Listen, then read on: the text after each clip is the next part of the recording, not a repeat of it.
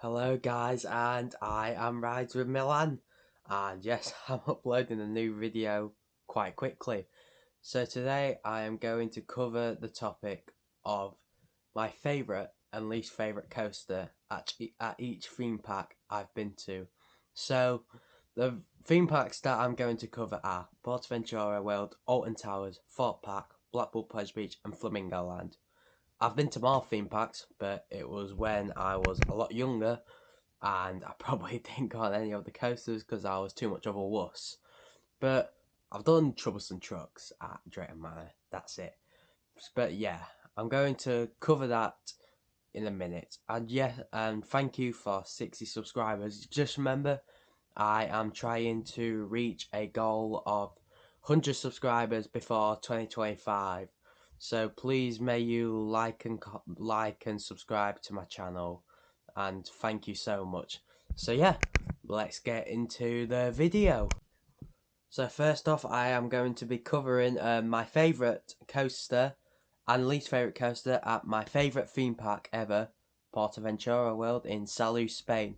So this park has got a good bunch of coasters, and when I say good, I mean good to me anyway. I haven't been to like Phantasialand, see the point and all that. But my favourite roller coaster at PortAventura World is no surprise, but this is of course Shambhala. So this roller coaster is a B&M hypercoaster that opened in 2012. Shambhala is themed to like, I think it's the Snowy Mountains, and like each airtime hill is going up and going down. So yeah, this roller coaster reaches a height of 249 feet and goes down that absolutely fantastic drop. And when I say fantastic, I mean fantastic. If you've done Shambhala, you will know what I'm talking about, especially on the back row. So, as I said before, this ride has got so much airtime on it. Probably more than Hyperia. It's got loads of hills, and Hyperia hadn't got much airtime. It has, but not that. I didn't think it had too much.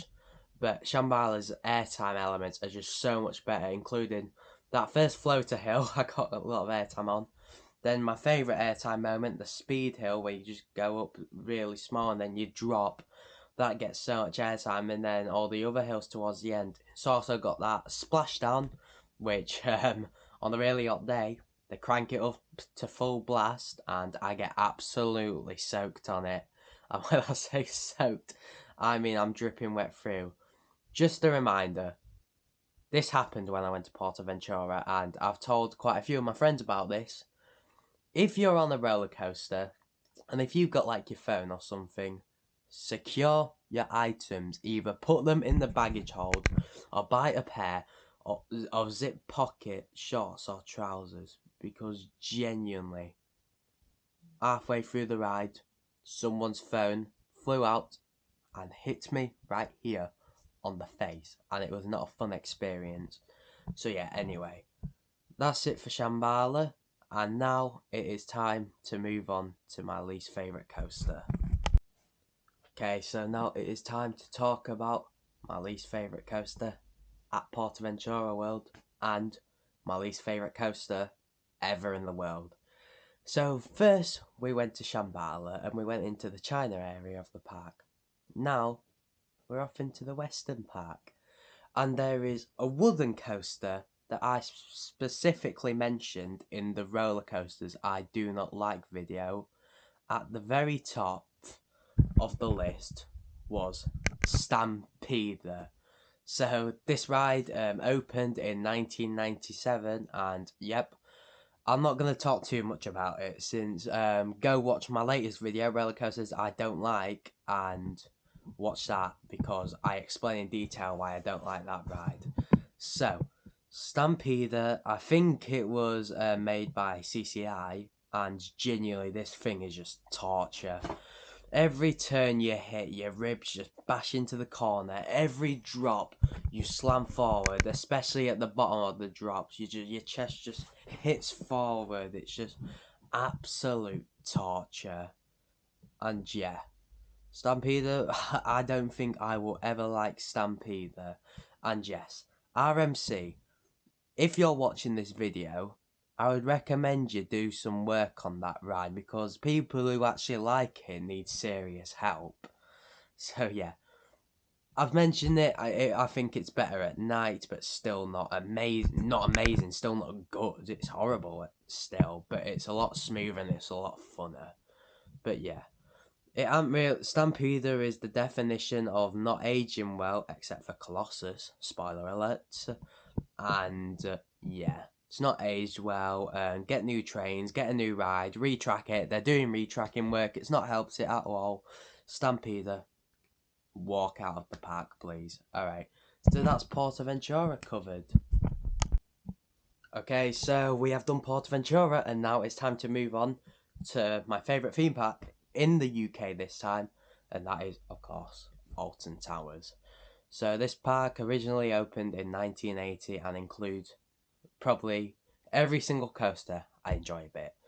Okay, so it's time to go on to my favourite roller coaster at the park, and that is, of course, Nemesis Reborn. Okay, so I've explained way too much about why I like this ride. It's intense, it's snappy, all the inversions are great, the theming is absolutely fantastic, top tier, and yeah. Reborn reopened on the 16th of March 2024. I got to go there that day, and just opened after Nemesis was retracked. And yes, I got to experience it 3 times that day. Absolutely fantastic. Still sticks at the top of my favourite coaster in the UK. Yes, better than Hyperia. Don't murder me because I've said that. I will say it now. Nemesis Reborn is better than Hyperia, and there is no question about that. Okay, so oh, I forgot. Hold on. Is it alright if I'm going to answer the phone to my friend because he wants a shout out? Herbinator, I'm recording. You're recording? Yes.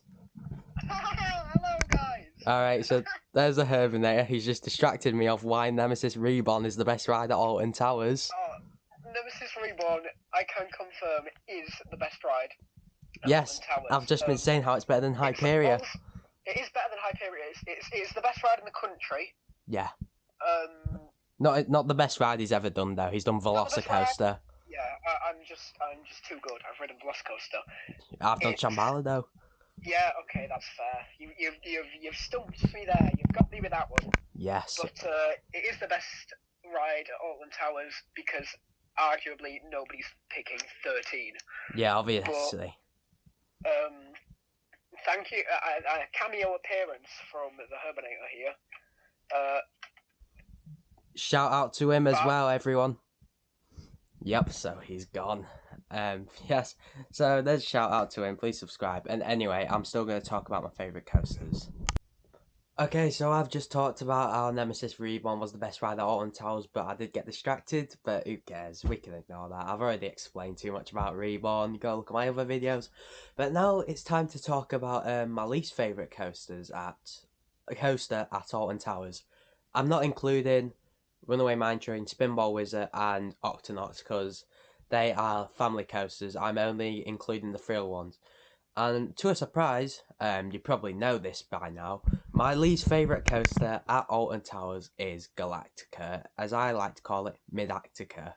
So, this is a B&M Flyer, which opened in 2002, originally opened as Air, and I wish I got to experience it because Air looks so much nicer than Galactica. So, yeah. This railcoaster opened in 2002 and it was the first of its type as a B&M Flyer.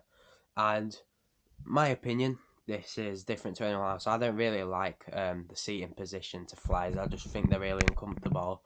The vests are probably the best on any roller coaster which has a vest restraint. But yeah, still not great. I try to do it as not as tight as I can, but the worker comes over and is like, hello, just pushes it down straight onto me. I'm like, what the hell?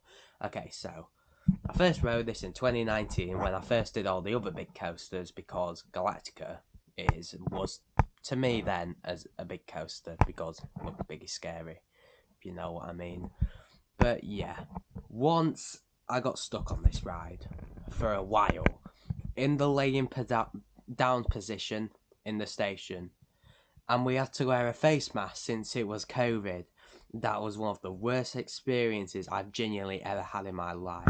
So sometimes I know it's not going to happen, but I still worry a bit just in case it happens again.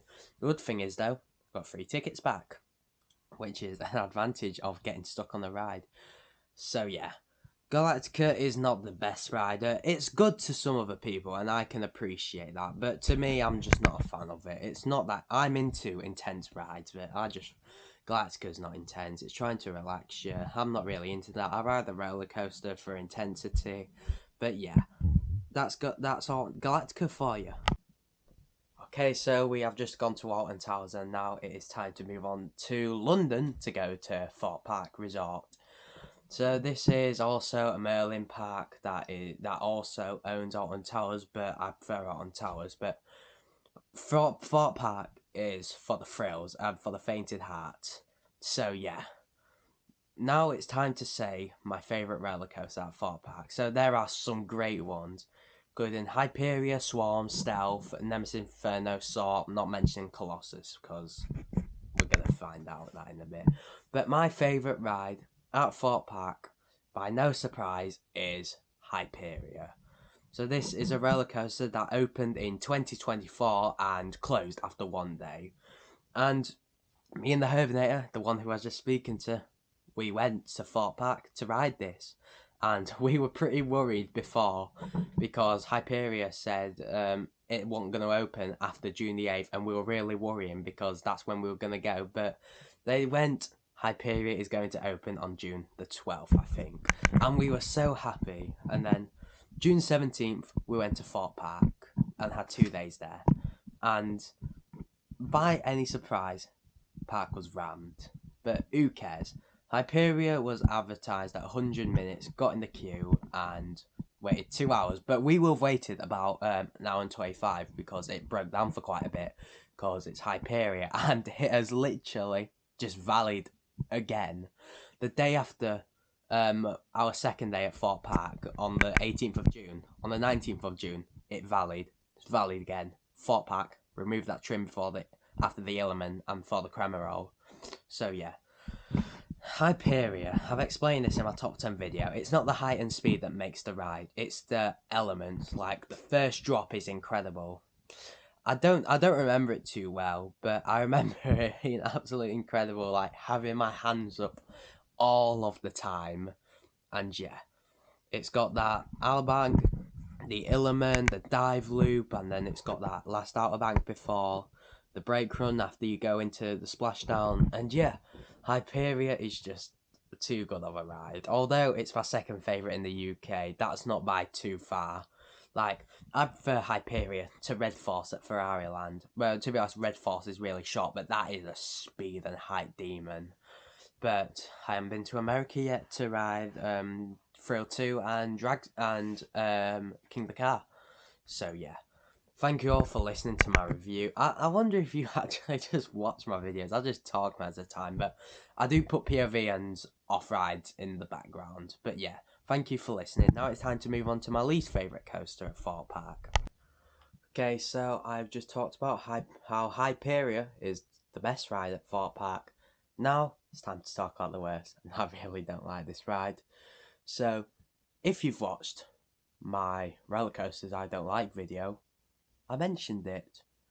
And this ride opened in 2002 and held the world record for most inversion coaster, which held 10. This is obviously Colossus. So I'm not going to go in depth about why I hate this ride, because I've mentioned it too much, but I'm just going to say, number one, the trains, horrible. No legroom, restraints are just absolutely horrible. Number two, it's rough as hell. Like, generally my head is banging all the time. 2023, I had some decent rides on it. This year, re-rode it. Absolutely awful. Yeah, that's all I'm going to say about it, because I don't want this video to be too long, because people can't be arsed watching me just yap about stuff. So yeah. Now it's time to go to Blackpool Pleasure Beach, and this roller coaster, this park, it's got quite a few good roller coasters, but my favourite at the park, and probably everyone's favourite if you're an enthusiast, is of course Icon. So this is a Mack multi-launch coaster that opened in 2018. And in 2022, they added a spinning seat to the back called Enzo, and I've done it 2 times, and I'll tell you, it's very good. So, the launch, it's not that fast. It doesn't feel that fast, but the elements just make it good. Like, after the first launch, you've got that top hat, you get some great airtime on it, you go through a few turns, you do that little outer bank near the end, and that barrel roll on front row with them comfy seats is so good. Like, genuinely, I'm not going to talk about why Icon is the best rail coaster, because watch my top 10 video, because I've talked about that ride quite a lot, and yeah, it's a good ride. It's not my favourite roller coaster. It's not in my top 5. It's number 7 or 6. I don't remember. And yeah, go to Blackpool Pleasure Beach and ride Icon. Okay, so it's time to talk about the worst ride at Blackpool Pleasure Beach and what, in my opinion, the worst coaster in the UK. So this roller coaster has been relocated and it sits above the water. This ride, as you all know it, is Infusion. This is a Vekoma SLC, so as soon as I say that, you're already going to be like, oh my god, this ride's going to be terrible because it's a Vekoma SLC and no one likes them. And yeah, it's so rough, the restraints are clunky chunky, it always has a massive queue, but when I went with my friend last October, he's called Herbinator, we spoke to him on the phone earlier, give him a shout out. We were stupid enough to do back row. I've mentioned this story before, and genuinely, it was horrible. Like, I was even coughing because it was that bad. Before I came off Infusion, my ears were just normal, they were white, got off it, bright reds, absolutely bloody horrible. Like, that head banging was terrible. It's also got them inversions. No, to be honest, the first drop is not that rough. It's the rest of it, especially them last 2 corkscrews. That really hurts me, genuinely. I cannot imagine a worse inversion on a roller coaster. So yeah, Blackpool Pleasure Beach, remove Infusion. Or just remove it, yeah, and get a B&M invert. Or another coaster. I've heard Pleasure Beach might be getting a single rail. I know they're getting an Intamin gyro swing, but I've heard a few things about them getting a RMC single rail coaster, and I really want to ride one. So yeah. Okay, so we have just been down to the dump, which is Blackpool, and now we are heading to Yorkshire. So we are going to go to Flamingo Land, and it's a decent park. It's probably the worst park I've been to. That's why I've done it last on this list. But yeah, it's got one really, what I say, standout good coaster at the park anyway. That is, of course, Sick. So this roller coaster opened in 2022 and genuinely just is a clone of Colossus. That sounds like I'm being rude, but I'm not, because Sick is so much better than Colossus. Like, first of all, the seats are quite comfy, and second of all, it has a lap bar, and Colossus has over-the-shoulder clunky chunky restraints. So that's an advantage to Sick. It's got a better first drop, it's got better inversions. Them last Heartline rolls feel so much more unsafe than Colossus's, and that just makes it so much better because you get so much more freely. My arms are up all the time. Last time I went, I've just been back to Flamingo Land with my friend and his cousin, and what was I going to say? And mist was off, but should have been on. But the problem is, every time I've been sick with the mist on, it always feels like little pebbles are just blasting into your eyes, and it's not very nice. It's quite a bad pain. But yeah, I'm not going to talk too in depth about Sick, because if you've been on it, you know about it, and it's just Colossus. So yeah.